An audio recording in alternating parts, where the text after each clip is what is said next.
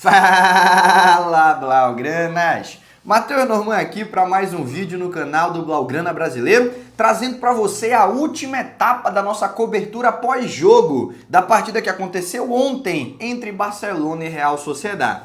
Para você que não nos acompanha há muito tempo, tá chegando agora, deixa eu te explicar como funciona. Sempre que tem jogo do Barça, a gente faz 3 vídeos pré-jogo e 3 vídeos pós-jogo, sempre focando na partida que vai acontecer naquela rodada. Então a gente já fez ontem a live pós-jogo, 30 minutos depois do apito final. A gente já soltou hoje na hora do almoço, hoje pela manhã, o vídeo com a nota dos jogadores e a análise individualizada dos desempenhos. Então só o que está faltando para a gente parar de falar da Real Sociedad e começar a focar no PSG é o nosso quadro O Dia Depois, onde a gente pega os principais meios de comunicação da Europa, principalmente da Espanha, abre os sites aqui na frente da câmera e tenta entender o que estão falando sobre a partida do Barça que aconteceu no dia anterior.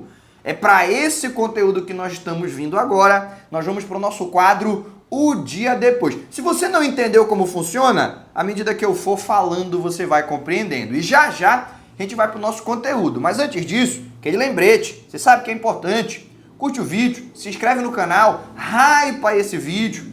Fazendo tudo isso, você me ajuda a continuar crescendo e a levar um conteúdo cada vez melhor para blaugranas espalhados pelo mundo inteiro. Começamos a produzir conteúdo de maneira consistente nos últimos 3 meses e já estamos pertinho dos 10 mil inscritos. Então me ajuda aí, deixa o teu engajamento para eu chegar rápido nesse 10k.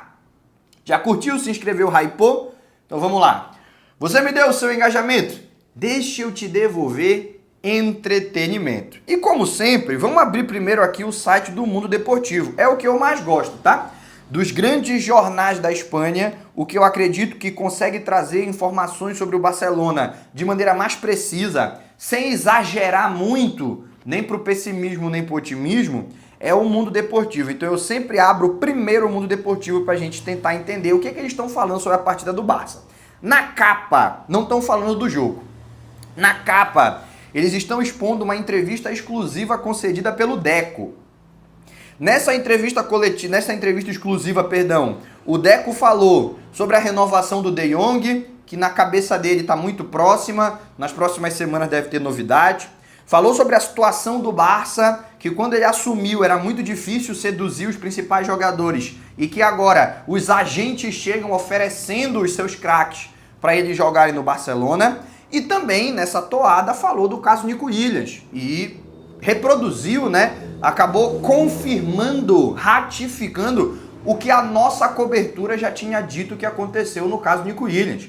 Tinha muitas informações desencontradas, na maioria das vezes notícias falsas, teorias que as pessoas criavam na própria cabeça e saíam escrevendo nas redes sociais como se fosse informação, e a gente acabou conseguindo acertar, pelo menos é o que a entrevista do Deco me permite dizer, me permite compreender, a gente conseguiu acertar em cheio. O Nico Williams não foi procurado pelo Barcelona, foi o agente dele que bateu na porta do Barça para oferecer. Não faltou ao Barcelona garantias de fair play financeiro para ele assinar. O que aconteceu foi que ele mudou de ideia no meio da negociação. Ele tinha todo um acordo pré-estabelecido, faltava só assinatura. E aí o agente dele, que já tinha dado a entender que estava tudo certo, voltou com várias exigências novas. O Barcelona achou que aquilo ali era absurdo, ia fazer do Nico Williams uma operação muito mais cara do que o planejamento inicial permitia. E em nenhum momento o Barcelona entrou em desespero. Ah, meu Deus, não tem o Nico Williams e agora o que será de nós? Porque sempre tiveram ali o Luis Dias e o Marcus Rashford como opções viáveis. A gente depois pode repercutir isso daqui um pouco mais, mas deixa eu ir passando a barra de rolagem para baixo, para a gente tentar entender o que estão falando sobre o jogo propriamente dito, Sobre a partida do Barcelona que aconteceu ontem, no nosso quadro O Dia Depois, Estão falando muito aqui, claro, tem muita notícia já reproduzindo, já tentando gerar um sentimento de ansiedade pela partida contra o PSG. Tem aqui uma notícia falando do duelo de maestros entre Pedri e Vitinha.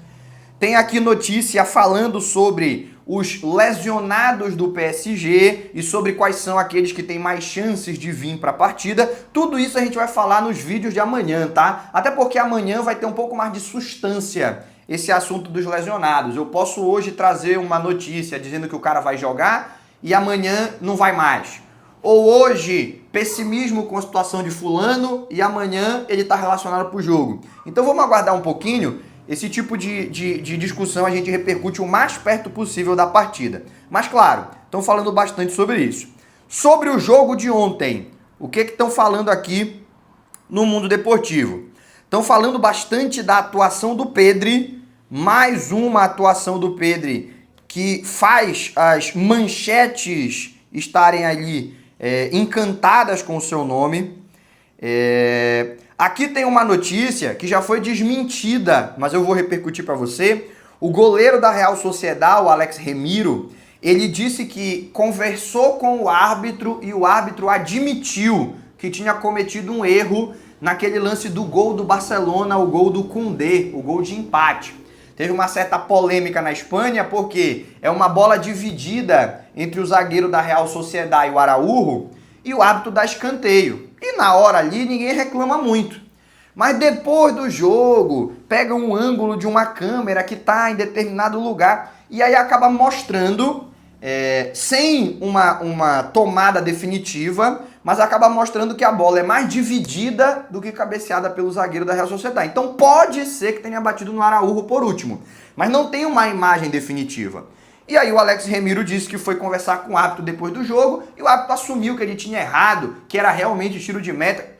Só que esse papo tá estranho porque não é a primeira vez que do nada um árbitro chega com um jogador e fala: realmente, eu errei, eu prejudiquei vocês. Tá estranho isso.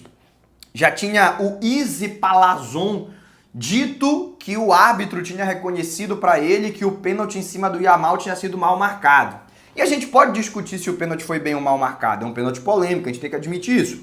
No entanto, o árbitro depois negou, não admite nada para ninguém. E eu acredito muito no árbitro, porque não tem sentido você cometer um erro, ir lá com a pessoa que você prejudicou e falar: olha, eu errei, hein, pode me expor aí pro mundo inteiro, eu errei e tô admitindo. Não tem sentido nenhum. E o árbitro desmentiu na mídia espanhola, rápido, no dia seguinte, ninguém mais estava falando das declarações do Izzy. No caso do Alex Remiro, a mesma coisa. Ele disse que o árbitro admitiu para ele, mas os jornais espanhóis já trouxeram de diversas fontes que o árbitro nega. Que ele não falou nada, que ele não deu nenhum tipo de admissão de culpa, até porque até agora não apareceu nenhuma tomada definitiva. O grande erro do árbitro no jogo, na verdade, foi não ter dado o pênalti no Koundé. Porque tem um lance, que eu não sei se você viu, mas na Espanha repercutiu bastante, em que o Charleta, zagueiro croata, puxa o cabelo do Koundé. E é unânime que ali era pênalti. A bola estava em jogo, o Koundé vai para a jogada, o Charleta dá uma puxada no cabelo dele. A única discussão, o debate era se era cartão amarelo ou vermelho. Porque ele não chega a dar aquele puxão valendo, mas ele engata a mão e dá uma puxada mais leve. Amarelo ou vermelho era o único debate, mas pênalti é unânime que deveria ter sido marcado. E quando a gente fazia a transmissão da partida, eu reparei isso, falei com o pessoal que estava me assistindo e todo mundo concordou. Realmente, caramba, puxou o cabelo, é pênalti. Para mim, pênalti expulsão. Para algumas pessoas, pênalti amarelo, mas pênalti unanimidade. Muito parecido com aquele caso do João Neves e o Cucurella. Então, no caso do João Neves é uma puxada bem mais assintosa, né? Ele enche a mão e puxa com força. O caso do Charleta, ele puxa, depois ele percebe: rapaz, se eu puxar até o final, a casa cai. Ele larga no meio do caminho, mas é falta de qualquer forma, não é isso? Também estão falando muito sobre o fato do Barcelona ter 11 jogadores diferentes que já marcaram gol pela equipe na temporada em jogos oficiais, né? Apesar dos artilheiros serem Lewandowski e Ferran Torres, cada um com 4 gols, você também teve gols marcados pelo Rafinha, pelo Lamine Yamal, pelo Fermin, pelo Koundé, pelo Dani Olmo, pelo Eric Garcia, pelo Pedro e pelo Araújo. Então tá muito distribuído o poder de fogo do Barça, isso tem chamado a atenção, ao contrário das equipes que têm grandes estrelas, como é o caso do Barcelona, que tem o Yamal, o Lewandowski, e normalmente concentram as estatísticas goleadoras em 1 ou 2 nomes. O Barcelona está com esse potencial bastante distribuído, e isso deve ser afirma aqui a notícia, uma das principais armas, um dos principais motivos pelo qual o time é líder do campeonato, invicto, com o melhor ataque e a melhor defesa da competição, tudo ao mesmo tempo. Bora trocar de fonte? Bora lá pro Diário Esporte.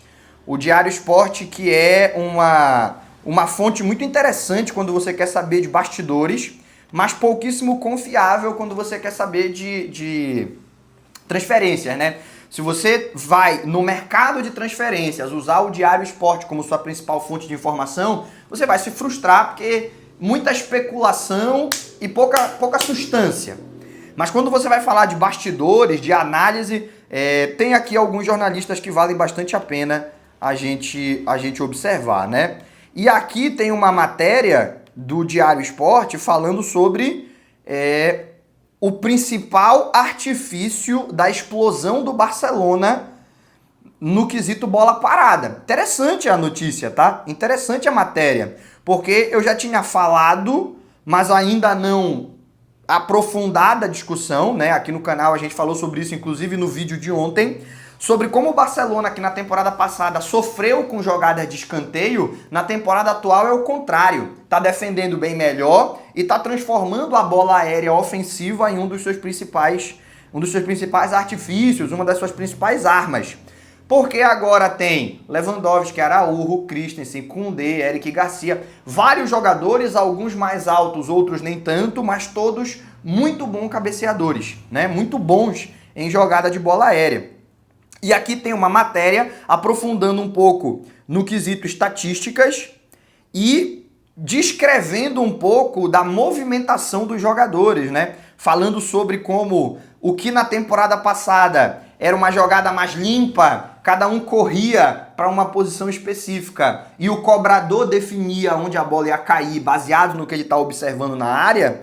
No momento da atual temporada é um pouco diferente, já está pré-definido em cada jogada quem vai ser o alvo do cobrador. Então vamos cobrar um escanteio, já está combinado, a galera já se entende, já treinou. Quem vai cabecear essa? Essa é para Araújo. Beleza, então Lewandowski, você vai correr, você vai levar a marcação. Eric Garcia, você vai correr para o outro lado, você vai levar o marcador. A gente vai tentar isolar o Araújo numa posição em que ele possa cabecear. E para não permitir a dobra de marcação em cima dele, coloca mais um jogador perto para fazer o bloqueio. A gente vai conseguir criar uma situação de 1 contra 1. O Araújo vai poder prevalecer em cima de um único adversário e cabecear. Fez o gol contra o Oviedo desse jeito. Mas não só essa, outras jogadas também. Porque se fosse uma só era fácil marcar, era só estudar e aprender. Na partida contra a Real Sociedad foi um pouco diferente. A galera se acumulou bastante próximo da pequena área, o Koundé fez o movimento por trás, os jogadores do Barcelona atuaram como uma muralha, um bloqueio, uma proteção para o Koundé correr livre e chegar cabeceando até sem marcação dentro daquela partida. Então o Barcelona agora tendo jogadas mais bem trabalhadas nos escanteios e está usando isso muito bem para conseguir ganhar as suas partidas. Não é isso? Também está se falando aqui, também está se falando bastante aqui sobre a volta do Lamine Yamal, dizendo que o Lamine Yamal, a exemplo dos grandes, mesmo voltando de lesão, já consegue ser determinante. Então, até fazendo uma provocação aqui, o Yamal não ganhou a bola de ouro recentemente, e o Diário Esporte faz até a provocação. Atuação, retorno de melhor do mundo. Retorno de melhor do mundo. Já volta de lesão, sendo determinante e tendo uma atuação de gala. Vamos ver os jornais de Madrid? Os jornais de Madrid, eles costumam tentar plantar crise no Barça, mas de vez em quando até eles se rendem à superioridade do Barcelona, principalmente nessas últimas temporadas. Estão falando aqui no Diário AS que o Michael Oliver é má notícia para o Barça, porque com o Michael Oliver apitando, e é ele que vai apitar o jogo contra o PSG, o Barcelona tem um aproveitamento abaixo da sua média. Tá falando aqui da renovação do Bernal, a renovação do Bernal até 2029, todo mundo no clube comemorou muito, o garoto estava sendo seduzido por ofertas multimilionárias da Arábia e não quis nem abrir conversa, a cabeça dele sempre foi ficar no Barcelona. E aqui uma frase do Bernal que eles reproduzem, né? O melhor Marc Bernal virá quando for necessário. eu não tenho pressa para jogar, porque já a galera já tava querendo até criar uma certa crise na gestão de elenco, porque o Bernal não tá jogando, o Casaló tá tendo mais minutos, o Bernal tá jogando pouco. E aí perguntaram para ele falou, irmão, acabei de voltar de uma lesão, um ano parado. Quando for a hora de eu jogar, eu vou jogar. Por enquanto eu não tenho que ter pressa, o meu foco é em recuperar ritmo. Muito maduro o Marc Bernal, apesar da pouca idade, né? Também tem aqui algumas imagens de Montjuïc lotado. Mais de 50 mil pessoas foram a Montjuïc para essa partida. O Diário AS tá dando crédito a isso, né? A um estádio lotado, mesmo sendo um estádio de difícil acesso, como é Montjuïc. Eu não acho difícil acesso, eu ia tranquilo, né? Sempre que fui em Montjuïc, cheguei com facilidade, mas eu imagino que para quem é mais velho, para quem tem mobilidade reduzida, não é tão simples subir a montanha, muita rampa, muita subida, na hora de voltar, muita descida. Eu acredito que se não tiver automóvel, principalmente, fica mais complicado de chegar. Eu ia a pé, descia lá na Plaza Espanha e subia, mas, né, cada um tem as suas limitações, então muita gente considera de difícil acesso. E também estão falando aqui de uma brincadeira que o Flick fez com o chefe de imprensa do Barça, né? Porque na coletiva de imprensa pós-jogo, pô, termina de jogar, tá doido pra ir pra casa, né? Tu ganhou a partida, tu quer ir descansar, encontrar tua família. E aí o chefe da imprensa, né? O chefe do setor das relações públicas do Barça, ele falou, mais 2 perguntas e a gente encerra. Aí perguntaram a primeira, o Flick respondeu. Perguntaram a segunda, o Flick respondeu. Aí quando o Flick ia se levantar, vamos lá, mais uma. O chefe de imprensa falou. Aí o Flick olhou pra ele, mas não eram 2? Não, eram 2, mas eu acho que dá tempo de mais uma. Não, mas você falou 2. Aí todo mundo ficou naquele climão, aí o Flick começou a rir. Vamos lá, mais uma. E eles estão repercutindo isso aí também, né? Vamos no Diário Marca, o último pra gente encerrar essa nossa sequência aqui, é o outro grande jornal de Madrid. Ele também é clubista, ele também é um jornal, como todo jornal espanhol, né? Os jornais na Espanha eu já falei várias vezes, eles não cobrem o esporte, eles cobrem os clubes. Então tem o jornal que cobre o Valência. Ele fala dos outros clubes? Fala, mas ele fala dos outros clubes pensando que quem tá lendo é torcedor do Valência.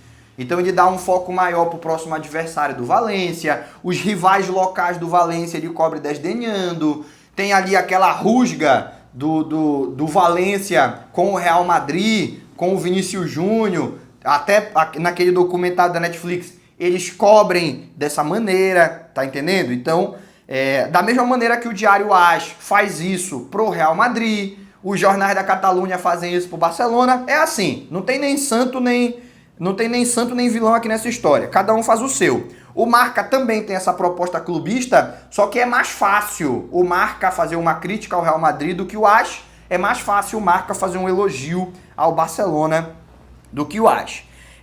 Deixa eu ir aqui direto para o Barcelona, né? Pra gente não ter muitas notícias aí pra gente não ter muitas notícias aí de Real Madrid, porque eles cobrem o Real Madrid, a gente tem que demorar muito pra achar notícia do Barcelona. Tá aqui, ó. Primeira notícia do Marca. Baby Boom sem freio. Eles já tinham falado de Baby Barça a temporada passada, porque era um Barça com muitos jogadores que estavam subindo da base e respondendo, e até os que não estavam subindo da base, em sua maioria, eram jogadores muito jovens e estavam respondendo, e aqui eles dão continuidade falando, ó, nessa temporada continua o Baby Boom, já estrearam 3 jogadores sub-20, Dro, Joffre e Bardag. Então 3 jogadores que nunca tinham estreado com a camisa do Barça, 2 da base e 1 recém-chegado, já estão estreando. Então eles continuam exaltando essa capacidade do Flick de lançar jovens talentos, capacidade que o Barcelona historicamente sempre prezou em seus treinadores, né? Eles também têm aqui uma matéria falando que o Flick está cheio de dúvidas, mas dúvidas positivas, porque tem excesso de talento na maioria das posições. Então o Flick, para montar o time para o PSG, vai ter muitas dúvidas. Vem Ferran, vem Lewandowski, vem Rashford, vem Bardag, vem Lamine Yamal. No meio campo é onde tá mais seguro o time que vai entrar, né? Com Pedro, com De Jong e com Dani Olmo. Mas na defesa vem Cubarsí, vem Christensen, vem Araújo, vem Eric. Já volta o Baldé para ser titular, permanece o Gerard Martin. Então eles falando aqui das dúvidas positivas. E aqui uma última matéria para a gente encerrar o vídeo, né? Ele tá falando que dá para entender porque o Barça é o líder. O Barça é o líder por isso. E aí vem uma matéria explicando tudo que o Barça faz bom. Tudo que o Barça faz de positivo, né? Os jogadores são de alto nível, o treinador é muito bom, a diretoria conseguiu montar um elenco competitivo apesar das dificuldades. Conseguiu que todos os jogadores, aqui o Hansi Flick conseguiu que todos os jogadores estejam atentos. Depois daquela chamada de atenção contra o Rayo Vallecano, o nível do Barcelona cresceu muito, tanto em entrega tática quanto em atenção às capacidades do adversário. Estamos falando do Pedri, é o coração do time. A gente tá aqui, segunda matéria, tá? Fala-se muito do Lamine Yamal, mas também tem que se olhar com mais carinho pro Pedri, que é o grande maestro dessa equipe. É uma equipe que tem muita competição pela titularidade, ninguém pode dormir, porque senão tem um reserva capaz de tirar a posição. O que eu gosto de falar aqui nos vídeos, né? Se o Dani Olmo dormir, o Fermin come o almoço dele. Se o Dani Olmo dormir, o Fermin come o almoço dele. Se o Lewandowski dormir, o Ferran Torres come o almoço dele. Se o Koundé dormir, o Eric Garcia come o almoço dele. Então tá todo mundo tendo que estar atento, senão vai passar fome. Vão comer o almoço dos caras. Estão aqui exaltando o ataque. O único time que fez mais gols que o Barcelona na temporada é o Bayern de Munique. E a melhora defensiva, né? A melhora defensiva, que é um Barcelona que na temporada passada, se tinha alguma coisa que se podia apontar como defeito, era isso, mas que na atual temporada melhorou. Então, o AS mais comedido, mas o marca rendido, né? Todo mundo abraçando esse Barcelona do Hansi Flick, que na temporada passada foi excepcional, beirou a perfeição e que na atual temporada quer ser perfeito. E o que é ser perfeito? Ganhar todos os títulos que disputar. A temporada passada disputou 4, ganhou 3. Na atual vai disputar 4, quer ganhar os 4. Meus amigos, o que tinha de notícia pra gente repercutir já foi. O que tinha de opinião pra eu soltar já está aí no vídeo, então a gente se encaminha para encerrar. Mas antes, deixa eu reforçar o lembrete. Falei no começo do vídeo e vou repetir agora. Lá no começo tu pode escutar, pra que eu vou curtir esse vídeo? Eu nem sei se eu vou gostar, mas tu ficou comigo até o final. Pô, ficou comigo até o fim é porque gostou. Então vai lá, antes de sair do vídeo, me ajuda a continuar crescendo. Curte o vídeo, se inscreve no canal, hypa. Fazendo tudo isso, você me ajuda a continuar crescendo e levar um conteúdo cada vez melhor para blaugranas espalhados pelo mundo inteiro. Inclusive você.